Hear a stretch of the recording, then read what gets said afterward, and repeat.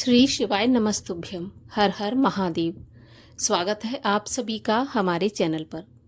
आज के इस वीडियो में हम आपको सुनाएंगे सावन मास के महात्म के अध्याय 11 और 12 की कथा।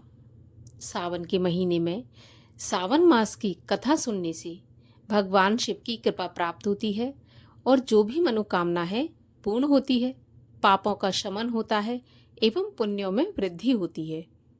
इसीलिए सावन के महीने में सावन मास के महात्म का श्रवण अवश्य करना चाहिए।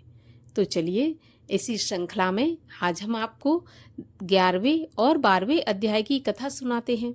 इसके अलावा हमारे चैनल पर आप सभी प्रकार की व्रत कथाएं, व्रत से जुड़ी जानकारियां एवं महात्म सुन सकते हैं। इसके लिए आपको केवल हमारे चैनल को सब्सक्राइब करके बेल आइकन पर क्लिक करना है और आज की कथा अच्छी लगे तो लाइक अवश्य कर दीजिए, क्योंकि आपके लाइक से हमें ये पता चलता है कि आपको हमारा वीडियो पसंद आया है। तो चलिए अब हम इस पावन अवसर पर सुनते हैं सावन मास के महात्म के अध्याय 11 की कथा। उसके बाद सुनेंगे अध्याय 12 की कथा।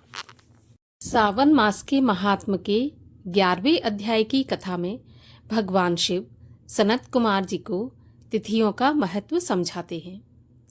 अब श्री सनत कुमार जी ने भगवान श्री सदाशिव से विनय की कि प्रभु, मैं आपसे सभी वारों के व्रत को सुन चुका हूँ।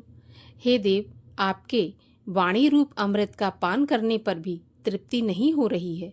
मुझे इस श्रावण मास के तुल्य दूसरा कोई भी महीना श्रेष्ठ प्रतीत नहीं होता। हे देवादिदेव, आप अब तिथियों का महात्म समझाइए। तब भगवान श्री सदाशिव बोले, हे सनत कुमार, सब महीनों में कार्तिक का महीना सबसे उत्तम है। माघ मास उससे अधिक उत्तम है। उससे भी उत्तम भगवान श्री हरि का प्रिय मार्गशीर्ष महीना है। विश्व रूप ने अपने प्रिय इन 4 मासों और 12 मासों में श्रावण का महीना शिवरूप बताया है। अब मैं श्रेष्ठ तिथियों को तुमसे कहता हूँ।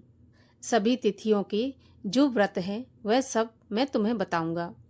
श्रावण मास की प्रतिपदा तिथि सोमवार युक्त हो तो उस मास में 5 सोमवार होंगे।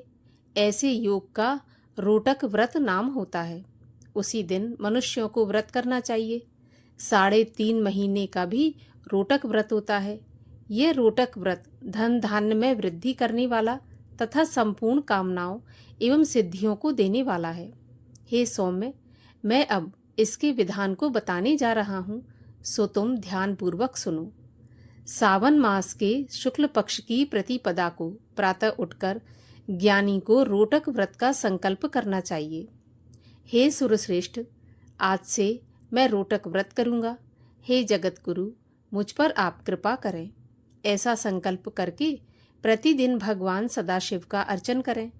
अखंडित बिल्वपत्र, तुलसी पत्र, नील कमल, कमल, कलहार, कुसुम, चंपा, मालती, कुंद, अर्क आदि पुष्पों तथा नाना प्रकार के ऋतुकालीन अन्य फूलों से धूप, दीप, नैवेद्य तथा नाना प्रकार के फलों से अर्चन करना चाहिए। विशेष रूप से रोटक का नैवेद्य अर्पण करना चाहिए। पुष्पाहार नाम से 5 रोटक बनाने चाहिए। उनमें से 2 रोटक ब्राह्मण को देने चाहिए, 2 रोटक स्वयं खाना चाहिए और 1 रोटक नैवेद्यार्थ भगवान सदाशिव को समर्पित करना चाहिए। यहाँ पर मैं आपको रोटक शब्द का अर्थ बता दूं। जो रोट होता है यानी रोटी होती है वो पतली होती है, और जो रोटक होता है वो घी और मीठा मिलाकर बनाया जाता है। जैसा हनुमान जी पर हम रोट चढ़ाते हैं, वो ही रोटक यहाँ पर बताया गया है। चलिए अब आगे कथा सुनते हैं। नैवेद्य भगवान सदाशिव को समर्पित करना चाहिए। अवशिष्ट अर्चन करके ज्ञानी को अर्घ देना चाहिए। केला, नारियल, जंबीरी, बिजौरा नींबू, खजूर, ककड़ी, दाख, नारंगी, मातुलिंग, अखरोट, अनार और ऋतु में होने वाले फलों को अर्घ दान के लिए उत्तम कहा गया है।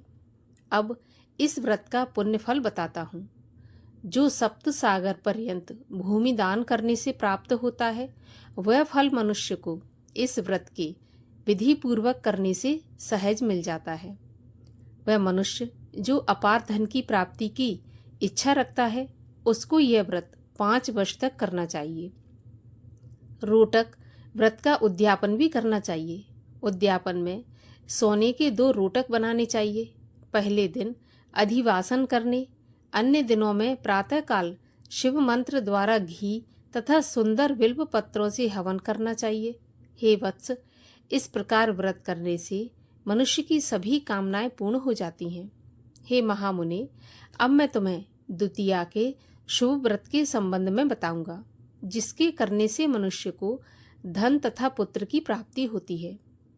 औदुंबर नामक व्रत सभी पापों को नष्ट करने वाला है।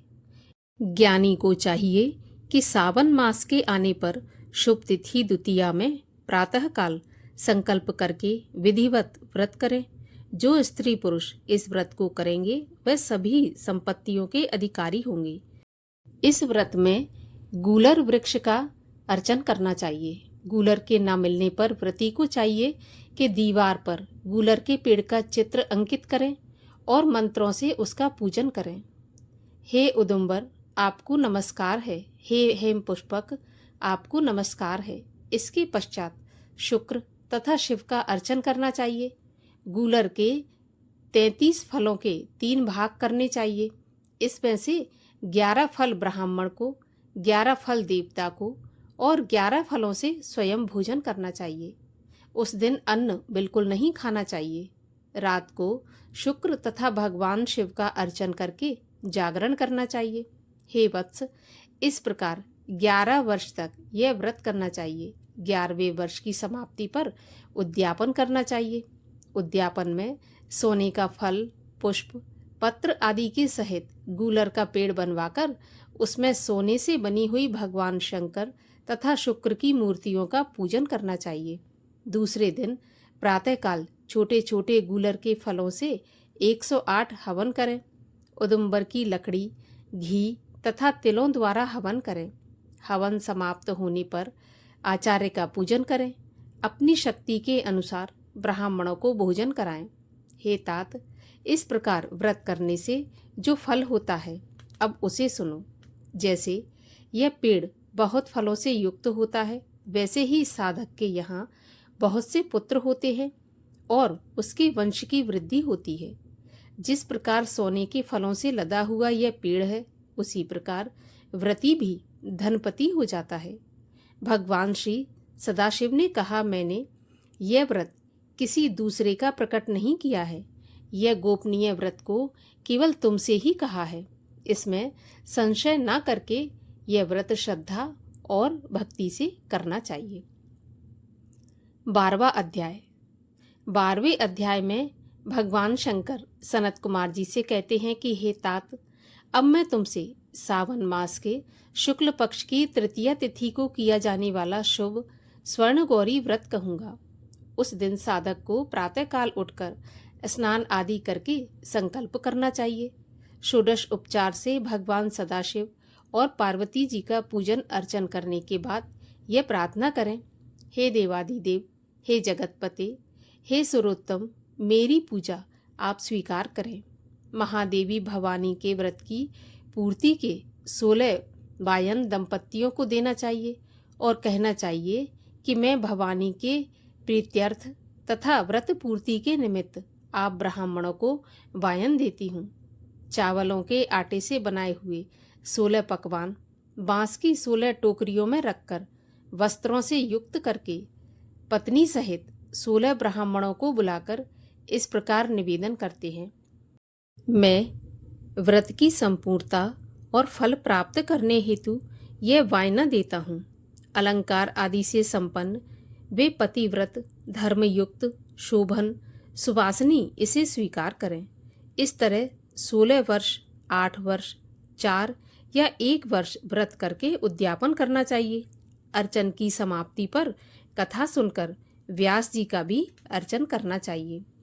सनत कुमार जी ने भगवान शिव से कहा, प्रभु, इस व्रत को किसने किया था? इसका महात्म्य क्या है? आप ये भी मुझे बताइए। भगवान शिव कहने लगे, हे ब्रह्मपुत्र, आपने बहुत अच्छी बात पूछी है, मैं सब कुछ तुम्हें बताता हूँ। हे महाभाग, यह स्वर्ण गौरी नामक व्रत प्राणियों को धन धान्य से सुखी करने वाला है। प्राचीन काल में सरस्वती नदी के किनारे सुविला नाम की एक प्रसिद्ध नगरी थी। उसमें कुबेर के तुल्य चंद्रप्रभा नाम वाला राजा राज्य करता था। उसकी महादेवी तथा विशाला नाम की दो अति सुंदर रानियां थीं। उन दोनों में से राजा को बड़ी रानी महादेवी अधिक प्रिय थी। राजा उसे देह और प्राण से चाहता था और उस पर प्राण न्यौछावर करता था। एक दिन राजा शिकार खेलने के लिए जंगल में चला गया। वहां सिंह, शार्दूल, वराह, अरना, भैंसे, हाथी आदि का शिकार करने के पश्चात प्यास से व्याकुल हो जंगल में इधर उधर घूमने लगा। घूमते हुए वहां पर एक तालाब देखा जो कि भ्रमर, चक्रवाक, कारंडव, पपीहा आदि जीवों तथा रंग बिरंगे विकसित कुमुद, उत्पल एवं कमल, मल्लिका, चमेली आदि से युक्त था। उसने तालाब के किनारे जाकर उसका उत्तम जल पिया। उसने देखा कि तालाब के किनारे अप्सराएं किसी देवी की पूजा कर रही हैं। राजा ने उनसे पूछा, आप ये क्या कर रही हैं? तब उन्होंने उत्तर दिया, महाराज, हम स्वर्ण गौरी का व्रत कर रही हैं। यह मनुष्यों को हर प्रकार की संपत्ति प्रदान करता है। आप भी इस व्रत को किया कीजिए। तब राजा ने कहा, देवियों, आप इस व्रत की विधि मुझे बताइए, साथ ही यह भी कहिए कि इस व्रत के करने से क्या फल मिलता है। तब अप्सराओं ने कहा, महाराज, सावन शुक्ल पक्ष की तीज के दिन स्वर्ण गौरी का यह व्रत किया जाता है। इसमें प्रसन्नता पूर्वक भगवान सदाशिव और भगवती पार्वती का पूजन किया जाता है। 16 तार का डोरा पुरुष अपने दाएं हाथ में और स्त्रियां अपने बाएं हाथ या गले में बांधें। बस यही इस व्रत को करने की विधि है। यह सुनकर राजा चंद्रप्रभा ने उस व्रत को किया और 16 तार का डोरा अपने दाएं हाथ में बांधा। उसने प्रार्थना की कि हे देव, मैं इस डोरे को व्रत के लिए बांधता हूँ, आप मुझ पर कृपा करें। इस प्रकार व्रत करके राजा अपनी राजधानी को लौट आया।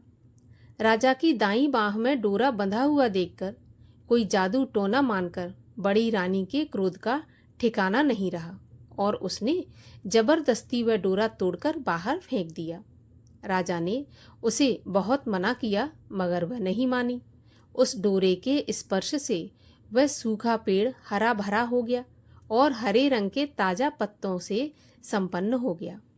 छोटी रानी ने यह सारा हाल देखा। उसने वह डोरा पेड़ से उतारकर अपनी बाईं भुजा में बांध लिया। बस उस डोरे के प्रभाव से छोटी रानी राजा को सर्वाधिक प्रिय हो गई। इधर बड़ी रानी व्रत का अपमान करने से राजा द्वारा परित्यक्त तथा दुखी होकर वन में चली गई। वन में जाकर उसने महादेवी का ध्यान किया और मुनियों के यहाँ पर ठहरी। मुनियों ने उसे देखकर कहा, अरे पिशाचिनी, चली जा। वह दुखी होकर घोर जंगल में एक स्थान पर बैठ गई। उसको दुखी देखकर देवी ने दया करके उसे दर्शन दिए। रानी ने देवी को दंडवत प्रणाम किया और इस प्रकार उनकी स्तुति की, हे देवी, आपकी जय हो, आपको नमस्कार है। हे भक्त वरप्रद, आपकी जय हो। हे शंकर वामांगे, आपकी जय हो। हे मंगल रूपे मंगला, आपकी जय हो। इस प्रकार बड़ी रानी ने देवी से वर प्राप्त करके गौरी पूजा की।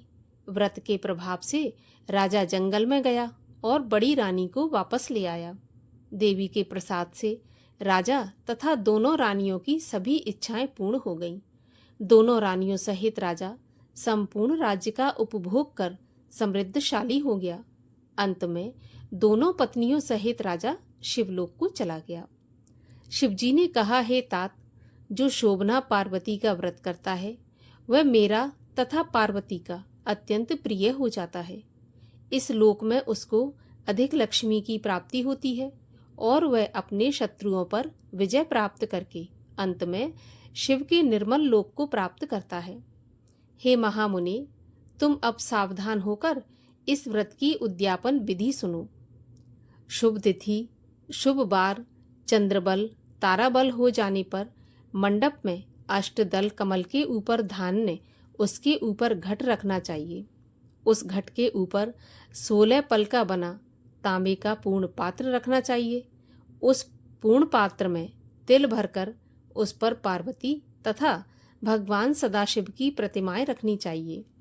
2 सफेद कपड़े और सफेद जनेऊ रखने चाहिए।